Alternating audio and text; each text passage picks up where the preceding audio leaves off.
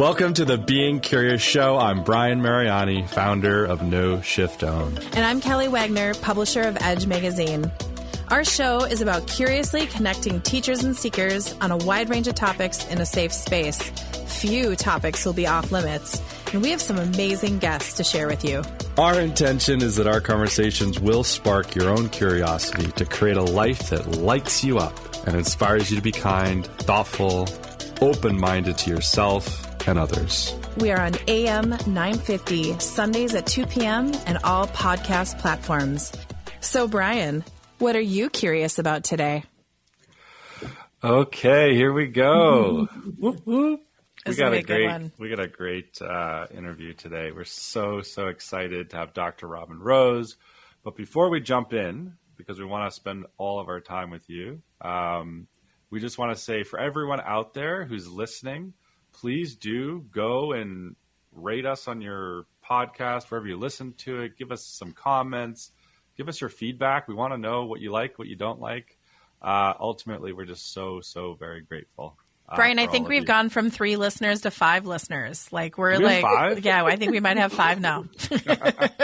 Yes, our 5 best friends in the whole world, outside of family. All right. Okay. Well, we're here with Dr. Robin Rose. She is a double board certified specialist in gastroenterology and internal medicine, specializing in functional medicine. She's the founder and CEO of Terrain Health. Dr. Robin, welcome. We're so happy you're here. Thanks, Brian. Thanks, Kelly. So happy to be here with you. Woohoo! Awesome.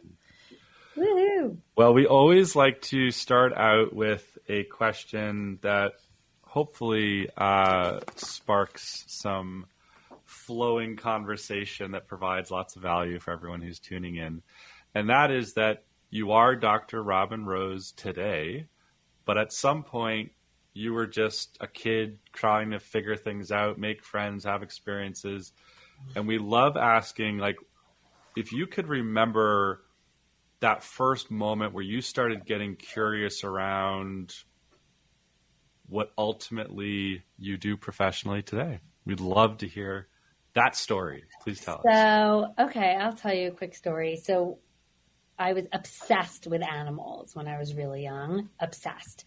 Like I brought home every stray dog, every stray cat, every wounded bird with a broken wing. My mother was literally going to kill me. I had the ASPCA at my house like every other week. It was actually insane. And I don't know, and I still love animals, and I definitely thought I was going to be a veterinarian. And then around 9 years old, my grandmother, who I was like super close with, she was a nurse her whole life, like amazing human being, so special. She was diagnosed with liver cancer that metastasized, and so.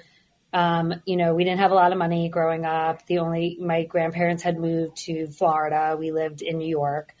And we would pile in the car, and take the 24-hour trip down to Florida to see her.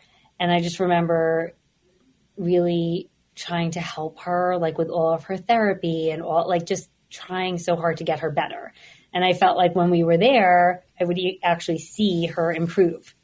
And then obviously, she, succumbed to the disease and she passed. And from that moment on, I just knew I had to be a doctor. I was like, I have to be a doctor and heal people. And that was why I'm a doctor today. Well, there you go. You heard it here first. I love it. I think it's so empowering, or you could probably say why it's empowering that tragic experience motivated you, inspired you into now your life's work. What happened after that to go from, okay, I'm working with animals. I'm kind of crazed about the animal thing. Now I go through this tragic experience with my grandmother. I want to be a doctor. What happens after that to then define that even more and get into functional medicine instead of, the other types of medicine people can study, and specifically the gut and, what you do today? So after that, I realized I was really, really great. I was a really great math and science student. And then when I went in, and I always got really great grades. And then when I moved into high school, I was in this specialized program called the Science Institute. So it was very heavy, you know, math heavy, science heavy. Oh, so you are really smart. Took like 8 She's AP wicked classes. smart. Took like 8 AP classes before I was done, you know, AP calculus, AP physics, AP chemistry, AP bio, like every AP you could think of. And then now again, I told you, like, it didn't really come from much money. So my parents really couldn't afford to send me to college. I happened to be a Division I swimmer, or as an elite swimmer. So I was recruited to D1 schools, and I swam for Lehigh University, and they gave me 3/4 scholarship. So I was able to go. And while I was there, that's when I pursued more of my studies, and I was a behavioral neuroscience major. And then I took 2 years off in between college and medical school, and I got my master's in neuropsychology at NYU. And while I was there, I ran a neuroscience laboratory with a principal investigator. Her name was Chi Aoki. She was wonderful. And then I left and went to medical school. And while I was in medical school, I was always so curious, obviously, about the whole person and healing the whole person. I was never ever like a separate systems type of girl, you know, or doctor rather. And then when I got into private practice, finally, after I finished my GI fellowship, I immediately was so not down with prescribing, like with like a pill for every ill. I just was never of that mentality. And I just didn't want to like drug my patients up and just be like, okay, bye-bye, you know? So I remember getting really deeply interested in the gut microbiome and probiotic, you know, using probiotics to heal the gut, especially, obviously, it went hand in hand with what I did because I was a gastroenterologist. Right. And people are coming to me with gut issues. And little did I know all these years later that the gut really is the gateway, you know, the guardian to your health and the gateway to disease, and really all roads lead to and from the gut, we now know. So I guess intuitively I was onto something at that point. So I started using probiotics, nutrition, things like that to help my patients heal, and really wasn't huge on prescribing. If I didn't have to prescribe, I didn't. And then I went through, I guess, the next, God, what was it? I mean, I was working, you know, right after GI fellowship. I had 2 very little girls. They were how old? Jesus, they were only 17 months apart. They were babies. And then I got pregnant with my third. So I literally had like 3 kids under the age of 4, like working crazy hours, you know, crazy on call, like 24-hour on calls over the weekend, certain days during the week, started burning 2 ends of the candlestick. And I myself started suffering from different, you know, medical ailments, nothing too serious, but definitely things that I didn't want to take the SSRI of the month, or I didn't want to take this pill for that ill. And I started thinking, oh, there has to be a better way, you know?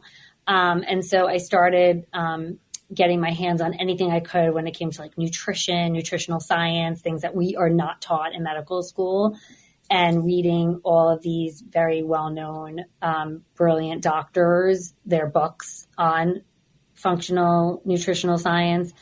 And then I founded the Institute of Functional Medicine, which is, you know, a recognized, you know, it's a boarded, recognized medical entity that basically teaches doctors like myself all the things that we never learned in medical school, to say the least. So I realized quickly that it was only the tip of the iceberg that I learned while I was in medical school and while I was training in my residency and my intern and my fellowships. And I was just like blown away by how much we don't know. And I haven't stopped since. So that's where I am. So. Okay, you just jumped into Brian's world. So I'm going to take a step back on this one because I have a lot of questions, but so does he. Okay. Well, it's interesting. Interesting in air quotes. I guess we'll just dive in. So my dad, I don't know, it's mind-boggling to me that you guys wouldn't know each other. Russell Mariani. Oh, it sounds very familiar. What is? He's the founder of the Center for Functional Nutrition, so very similar. Oh, in yeah, Massachusetts. I've heard it. Yeah, And he wrote a couple books on, what you I probably read it. healing digestive illness. Yeah. That was the first one, and then Principle Eating was his newer one. But so Good for him. I'm listening to you, and I'm just going, yep. She's got it. She's crushing it. This is the world that I grew up in. Of course, I felt like the weird kid my whole life. Right. Your dad was like way ahead of the curve, Right. right? Didn't you have Taco Bell in college for the first time? What? Say it again. I think, didn't you have like McDonald's or Taco Bell or something like that, like in college for the first time? When he went to college. When you went to college, It was very late in the game. It was good water. It was good nutrition, and then you went. I'm sorry, squirrel moment. I'm done. The funny part is that I don't know if you've experienced the same kind of way, but all that stuff that happened as a kid for me is now so popular. I mean, you probably have a lot of people who are actually, it's kind of trending to be healthy. I mean, who'd have thunk we'd come into a time that it would be cool to, be mixing up like a green drink in the morning or whatever, right? Right. But I did have a question. When you said you had your 3 children, you were working a ton of hours, what were some of the things that you discovered in your own healing practice that got you back into gear? Because I just have a feeling that kind of instigated. Yeah. So I noticed when, limiting sugar, getting rid of the dairy, all those things really helped me. Like starting to practice mindfulness, deep breathing, some meditation, moving again. I was this like elite athlete for all these years, and I wasn't being mindful about exercise at all. So just moving again, whether it was a trainer, weightlifting, doing some cardio, things like that. So yeah, I started doing all of those things, and I started to. So you have such I think, a very important perspective that I really want to laser in on for everyone to hear, because you went through the medical tract, you went through that school system, you did all that. And then afterwards, you were so motivated by your own education system that you founded a totally other institute to then educate you more after you'd already gone through medical school. Is that right? Yeah. And I will say, I think this journey, this other educational journey that I started was harder than medical school. Like, right. I think I learned more, if that makes sense. I couldn't believe how much I didn't know. It's that saying, you don't know what you don't know. And I can't believe that. I mean, here's 99% of medicine sitting over here, and I'm not trying to denigrate like my colleagues, like they're beautiful people, they're amazing, but there's that saying, you don't know what you don't know. And there's this whole world of medical wearable device technologies, advanced testing, advanced diagnostic testing, treatments that you don't even know about, right? And so it's insane. And the crazy thing about it is it's moving at lightning pace. So it blows my mind that here most of the medical world, which is the convention, is sitting here and doesn't know anything about any of this. It's actually insane to me. Well, and one of the things, Dr. Robin, is you go through medical school, but all the science tells us, like today, all the science about breath is so sure that by practicing certain breath techniques, it lowers blood pressure, it does all these things. Why? Just quickly, your thoughts before we move into segment 2. Like, why is that still missed in medical education? I just think it's just the pharmaceutical companies, like they sponsor so much of academia. We've just accepted this paradigm this general paradigm of sick care instead of health care. I do believe that, you know, again, when it's hard to make changes, right? And when we're trained in residency, like medical school residency, it's all about algorithms and sort of ruling in, ruling out, doing this diagnostic test, this, you know, so on and so forth. And it's sort of like a tree. It's like, rule this out, rule that out, rule this out. And then it's like, okay, here's a diagnosis. And we're so obsessed with getting the diagnosis and then moving on to symptomatic treatment. And that's not what it should be about. It should be about root cause analysis, understanding the root cause, going to those upstream pathways and things that happened prior to the onset of the condition and treating that and addressing that. And we're not being taught that in medical school. And there has to be a major paradigm shift, and a lot of money is going to get lost and a lot of people aren't going to be happy. And I don't know, you know, how long that's going to take to shift. But I think with the whole what's what I'm looking for. Dr. Robin, we're going to hold that thought and we're going to jump into segment 2. Okay, I'll grab it. We're talking about the root causes and we're going to be right back. This is Being Curious with Kelly and Brian. See you in segment 2.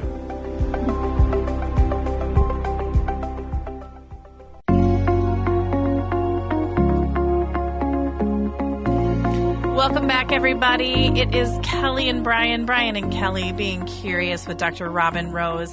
See, I'm not going to be speaking much this episode because these two are going to go off, so I thought I'd do the intros and exits. But we were talking about sick care versus health care, and I'm fascinated. I think we could probably do our own show just on that one statement and topic.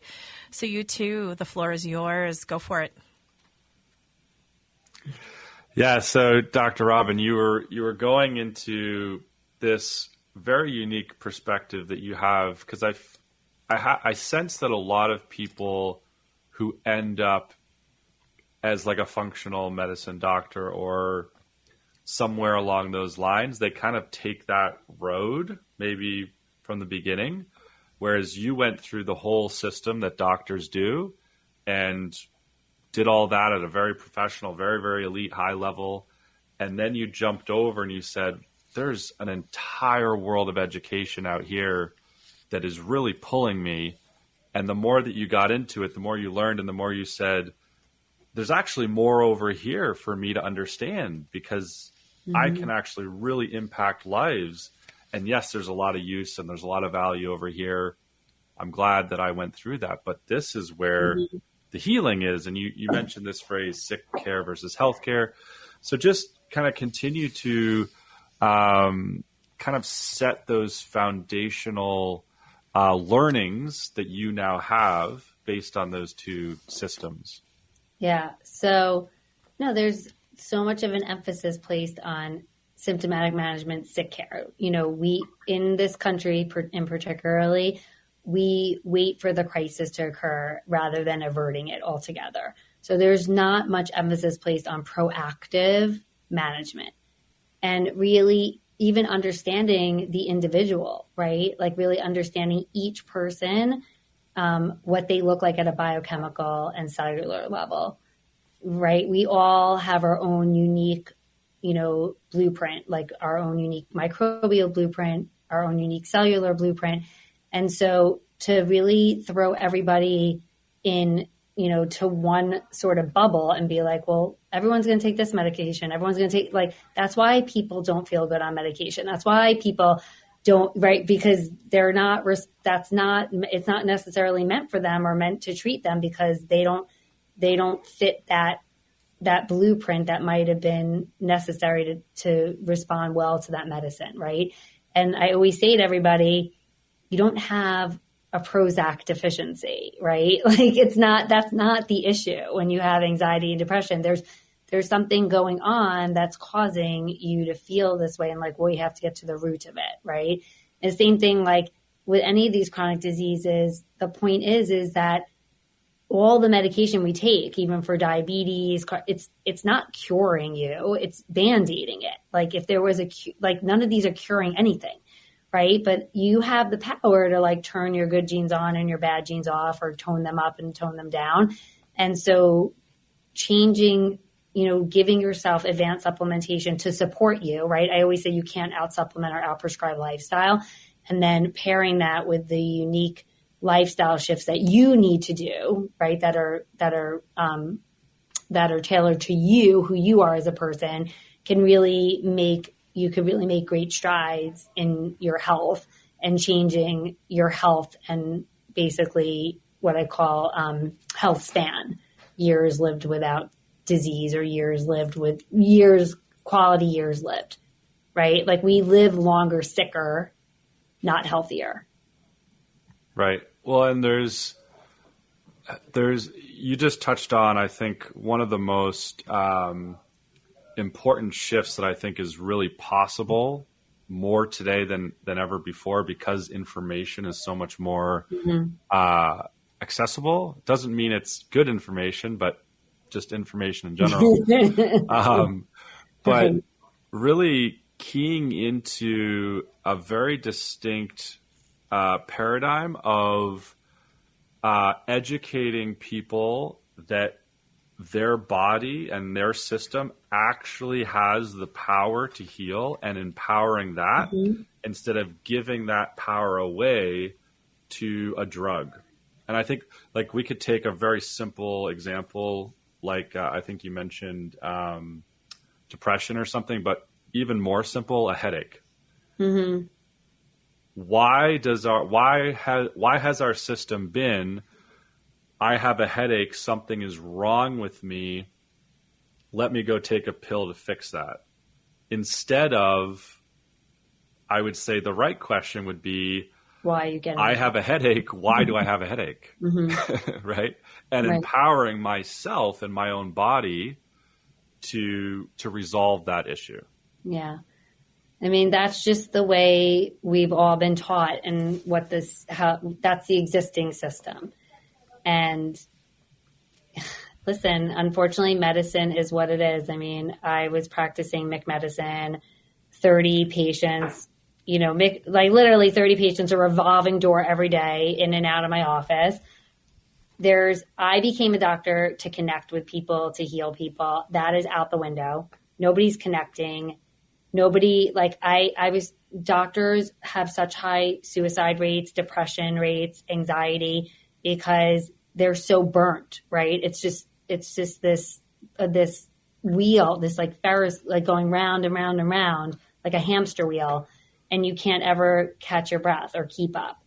And it's not the doctor's fault, it's the system, and until the physician, we unfortunately don't have a good voice or a collective voice. And until, people come together to make changes, that they see are better for the patient and for the doctor-patient relationship, things are just going to continue the way they are. And I was done with that. I was burnt. I was depressed. I didn't feel good. I saw that my 13-year-old patients were on prescription drugs. And every person that walked through my door takes a prescription drug for some reason, like close to 80% or more. And I was like, there just has to be a better way. The epidemic of chronic disease is out of control. This country, we have no idea how to take care of chronic disease. Are we great at acute care? Absolutely. You're sick. God forbid you get in an accident. There's a trauma. You're acutely ill, you need surgery, amazing. The pandemic of chronic illness, no clue. And it's only going to get worse, and it's only spiraling out of control. Yeah, I think that brings up potentially another area that I'm sure you have, expertise in, which is the role that our diet has played. I mean, yes, there's the drug side, right, that we kind of just talked about, but what about what has happened post-industrial revolution, where we took what worked for thousands and thousands of years, where people actually farmed and did all that kind of stuff, and then we've now to your point earlier, people are living longer, but they're just living sicker longer. They're not actually living right, because they're propped up on medications. So maybe just talk about walk us through kind of the impact that food has in parallel with medication. So over the last century or more, from anywhere from urbanization, deforestation, industrialization, the soil is nutritionally depleted. It's literally like a dust bowl. Like, even when you talk about eating organic, that's great. Organic's great because you're not going to get all the pesticides, herbicides, all those nasty things that we don't want to take into our body. But that doesn't mean it's more minerally repleted. Really, everything's been overfarmed. UCLA did a study years ago showing that one bag of spinach that our grandmother ate in the 1940s, we have to eat 42 bags to get even the equivalent in iron. One apple, we have to eat 10 apples. One orange, we have to eat 8 to 12 oranges. I mean, it's like those are the ranges, but this has been studied. And so we're not getting what we need from our food. So yes, while people don't want to take supplements, there's definitely certain supplements that should be a staple in most people's lives because we're just not going to get it from our food. So and then forget about the fact that it's nutritionally deplete, but then you talk about all the toxins and the spraying and with for meat, the hormones, antibiotics, the factory farming that's done mostly. We don't support regenerative farming.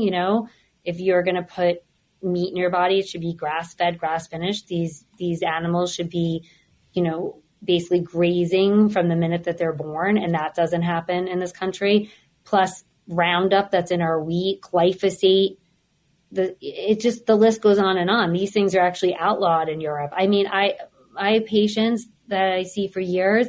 They literally go to Europe. They could eat whatever they want, and their GI symptoms are fine. But remember, this onslaught of basically of the standard American diet, of us being exposed to the standard American diet, refined sugars, nutritionally depleted food, eating all these things that we really aren't meant to eat is what's basically propagating the epidemic of chronic disease. It's definitely one of the root causes for sure. And until we're able to pivot and change our lifestyle around and how we look at food and how we eat and how we support regenerative farms and we, come together and say, we're not going to eat this way. We're not going to put these things into our body. It's just going to perpetuate the problem. Well, and I think one of the clearest examples of everything that you just shared, and I think this will resonate with anyone over 20 years old who's listening. You mentioned earlier that for your own health, one of the things that you cut way down or even cut out was dairy. Mm-hmm. And I think everyone can remember growing up, it was put in our face every single day. Got milk. Every billboard, every magazine, got milk. What was it, 3 to 4 glasses a day to be a healthy person? Mm-hmm. Not true. People still Can you walk us through how just crazy that is? Yeah. I mean, the A1 protein in cow's milk is extremely inflammatory. It's extremely inflammatory to the gut lining, to the gut microbiome. If anything, it's better to eat sheep and goat based, cheeses and products because of the A2 protein that's found in those animals is not nearly as inflammatory and harmful. That being said, you don't have to get your calcium and your vitamin D through those sources. And they're actually not very good for most of us. They're just not. And there's several studies that support this notion. Same with gluten. I mean, it doesn't matter if you have, the problem is again, the Roundup in the wheat. So gluten is fine if these things aren't found, all these chemicals, glyphosate, Roundup, all these things that are basically bombarding our gut microbiome because we're ingesting it through our food, right? That's what's setting off all these issues, because when the gut is out of balance, when the bad bacteria start to overgrow, when there's not enough of the good keystone commensal organisms, that gut barrier starts to deteriorate and is vulnerable. And then things start moving out from the gut into our bloodstream, and they stimulate our immune system in such a way that it does not like it. And then that immune response can basically manifest in any which way in different people, whether it's chronic migraines, anxiety, an autoimmune disease, cardiovascular disease. It's basically turning on those bad genes, epigenetics, like how you interact and adapt to the world around you, right? And how you've chosen to live your life basically then influences your gene. Your epigenetics, like how you live, is going to basically influence your genomic expression and if you express disease or don't. And so that is all starting with the gut. It's all starting with the gut. And all of these lifestyle factors affect the health of that gut microbiome, from the food we ingest to the toxins we're exposed to the lack of movement, to the lack of sleep and poor hygiene, to poor stress management and living in sympathetic versus parasympathetic and not having good vagal tone. All of those things affect the health and balance of the gut microbiome. And that is where 95% of disease is coming from. Okay, so for our next segment, we're going to jump right back into the gut. Like, this is good. This is juicy, and I love it. You guys, Being Curious with Kelly and Brian and Kelly on AM 950, Progressive Voice in Minnesota, here with Dr. Robin Rose.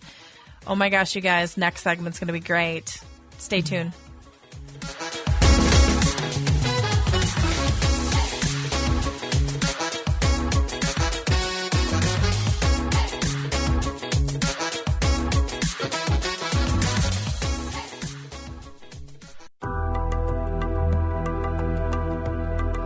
Hey, you guys, we're back. It is Kelly and Brian Being Curious. Today we're here with Dr. Robin Rose.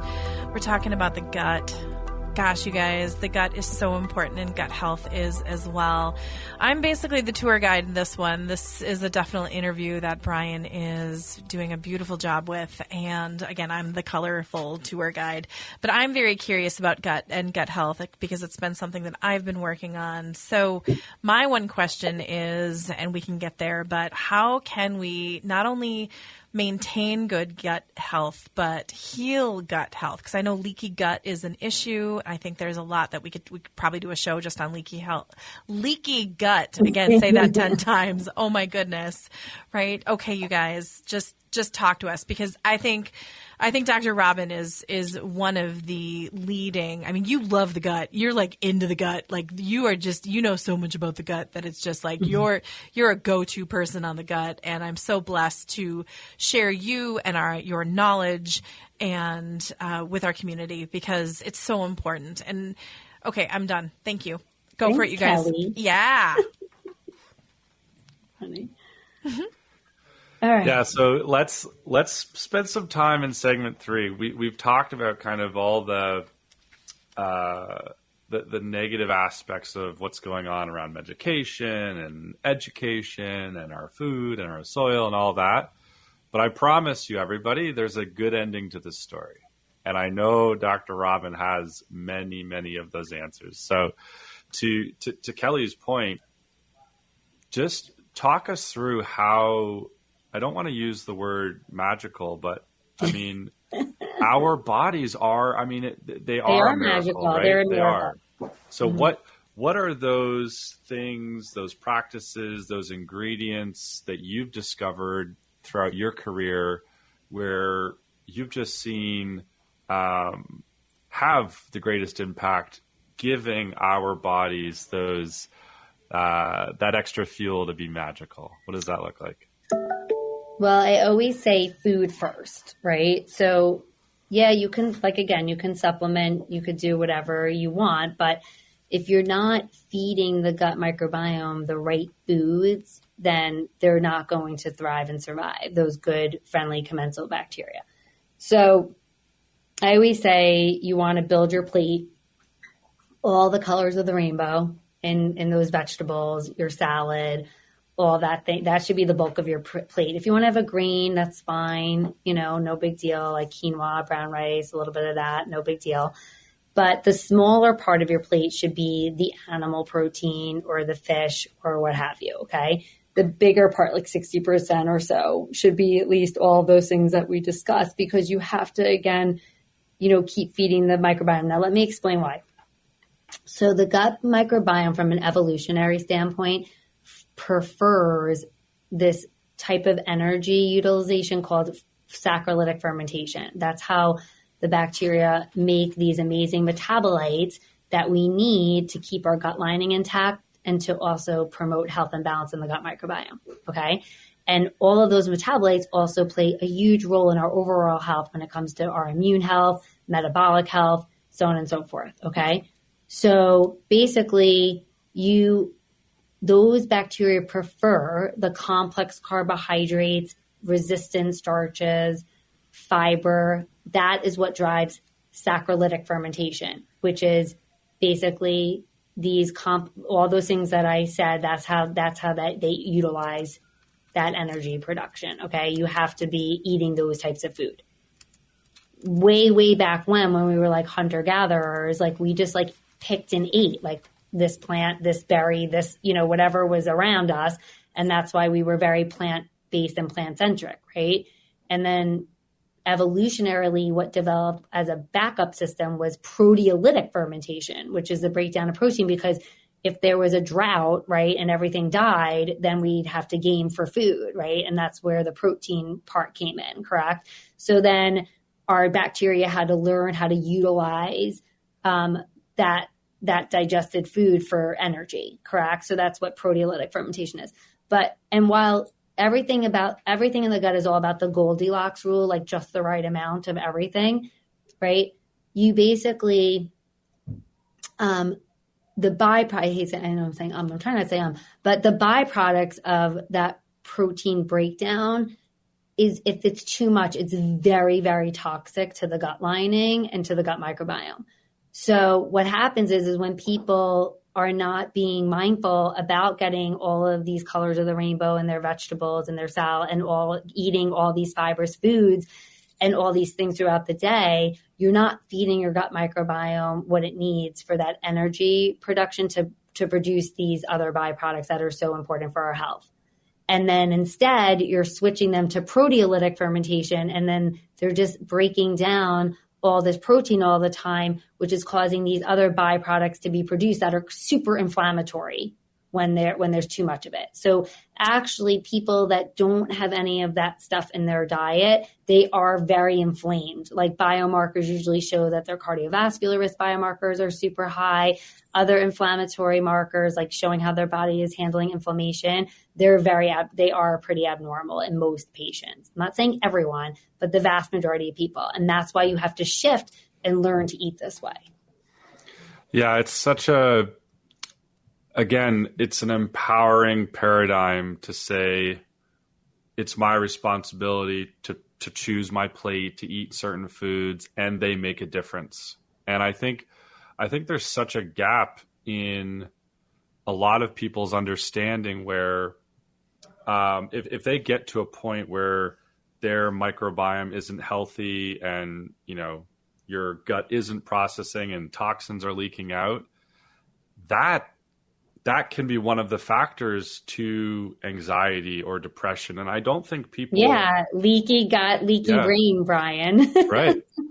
Yeah. Well, and that's what they call the microbiome is like the second brain. I think that's kind of it's actually, I think it's more the first brain, but yeah. That bi-directional communication between the gut and the brain is very powerful. But do you know that the gut speaks to the brain 4 times more than the brain speaks to the gut?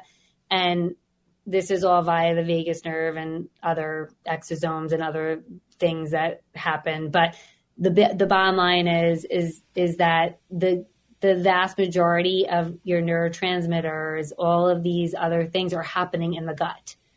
And the gut microbiome is responsible for that. So we really have to take good care of it. And we just don't. And I always say to my patients or anyone that comes to me, unless you're a cow and you eat grass all day and you live in a bubble, you're going to have some element of leaky gut or dysbiosis. It's just how much, because that gut microbiome is dynamic and it's always changing based on our epigenetics, right? And so we have to really be careful about what we're putting in our body and not destroying that gut microbiome, because there's a lot of insult to injury on a daily basis, given the way we live our lives. What are the top 3 things that we can do to take care of our gut on just a simple level? Is that a simple question, or did I just open up Pandora's box? No, it's not hard. I'm going to just go for the lifestyle. Like I said, I want everybody to really start being mindful about their plate and building their plate a little bit differently, and so all of these things that I mentioned some of the things, but all of these things I'm about to say destroy the gut microbiome and the gut lining on a daily basis. Advil, Motrin, Aleve, non-steroidal anti-inflammatories. Just one antibiotic. Forget about the 10-day course. Just one antibiotic kills off thousands of the good bacteria.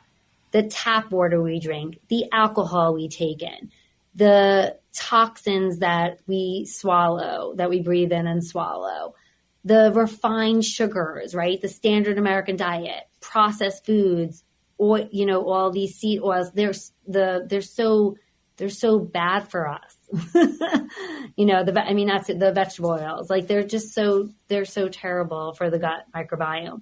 So just making some of those changes can make a world of difference. The second thing is sleep. That's usually my first thing. Sleep. Sleep is it's free. First of all, it's free. And it's your most potent anti-inflammatory. When you sleep and you get into good deep sleep, that is when your body detoxifies, regenerates, and repairs.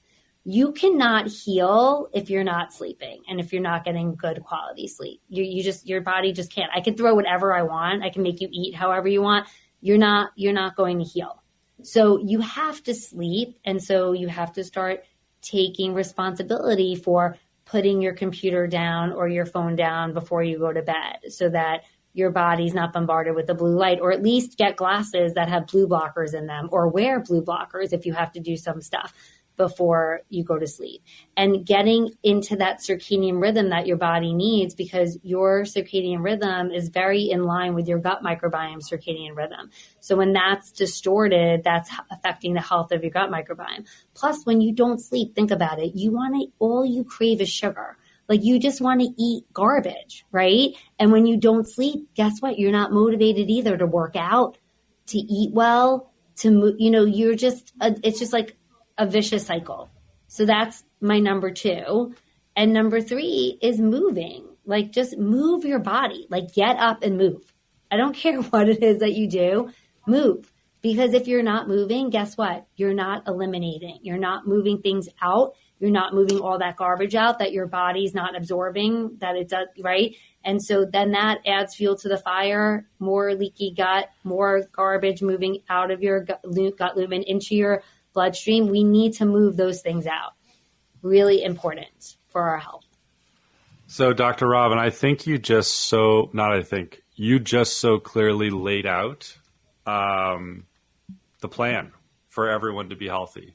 And I want everyone who's listening to really pay attention, because I actually think the order that you did it was really perfect. Because if you start taking even 1, 5, 10% more attention to what you're eating, it's actually going to impact your sleep. And guess what? If you're eating better foods and you're sleeping better, you're going to be more motivated and capable of working out. Yeah, because you'll have less. Yeah. So I just want to. And the other thing is, what I want to say, Brian, this was one other point I wanted to make.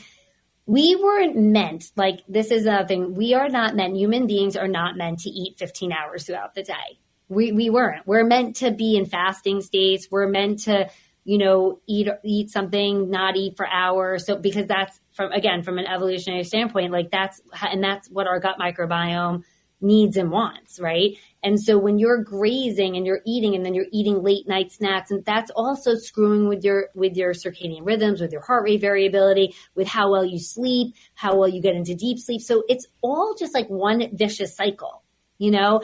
It's sort of, you know, we're about to run this program at Terrain Health in October called Return to Roots. It's called Return to Roots program. And my two beautiful registered dietitians are running it. And it's all about getting back to those basics and eating the way we need to eat and being mindful. And like, we're even going to be doing cooking demonstrations and cool stuff to get people motivated and, you know, to make these things and understand even like simple snacks that you can, you know, prepare for the week and things that you can just grab and go and so on and so forth. But really returning to roots, our roots. And, you know, and I love it too, because root cause medicine, returning to our roots, but we have to. The marketing girl in me is like, nice job. We need to like learn to like live this way again. We're such a stressed out society. We're not eating right. We're not sleeping. We're not exercising. We're not taking care of, you know, we really, really have to promote self-care. People have to start really promoting self-care in their lives and taking care of themselves. Okay, Dr. Robin, we have about a minute left. Yeah. And oh my gosh, this just slid by. And we really do. I'm just going to ask you publicly on air. Please come back. Yeah. Like, please be a regular guest. I would love to. I love this. you guys. Like, we love you. And your website. What's your website? So website is Terrain Health. So TERAIN health, all one word, .org. Perfect. And they can find our phone number. We do complimentary discovery calls for patients, which is great. And we can explain how you can work with us. And we just are doing so many amazing things right now with gut health, with fertility, really awesome stuff that we can talk to when I come back on. And you wrote a book. Is it the 28-day gut fix? Did I say that right or wrong? Yes. The 28-day gut fix. Yes. When they sign up for our newsletter, you can get a free copy. Get access. Okay, you guys, until part 2, we want to thank Dr. Robin for being here today. On behalf of Brian and Kelly, again, I told you I was just tour guide today. This was a great interview. I learned a lot because I'm dealing with my gut health. Just thank you. Thank you for having a voice. Thank you for being here. Thank you for educating us. We just are so blessed. Thank you for being here. Hey, Mr. Brian, parting words? This was so wonderful, Dr. Robin. Thank you for providing an access point for people to get maybe that first piece of education to go, oh, okay, let me try that thing. Let me just take one step in the right direction. And you're a blessing for so many for doing that. Can't wait to have you back. Thank you, everyone, for taking the journey with us. I'm Brian. That's Kelly. See you soon.